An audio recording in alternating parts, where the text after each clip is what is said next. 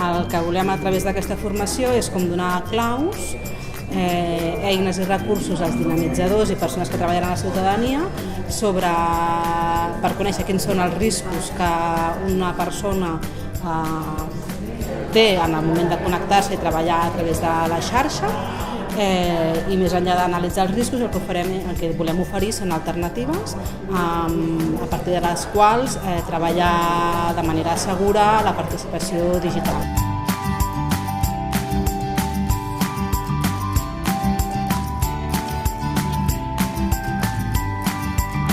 Ens pot ajudar una miqueta també a canviar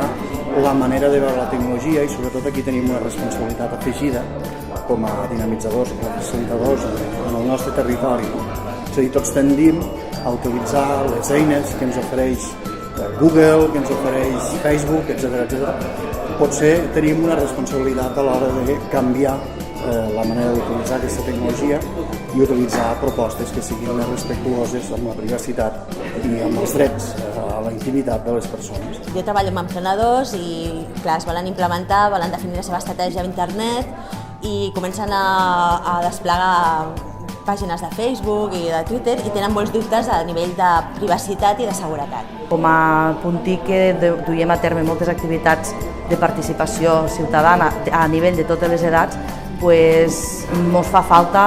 tenir els coneixements i estar al dia i actualitzats sobre com funciona actualment en els canvis que estan hi havent en tot el tema, sobretot de seguretat.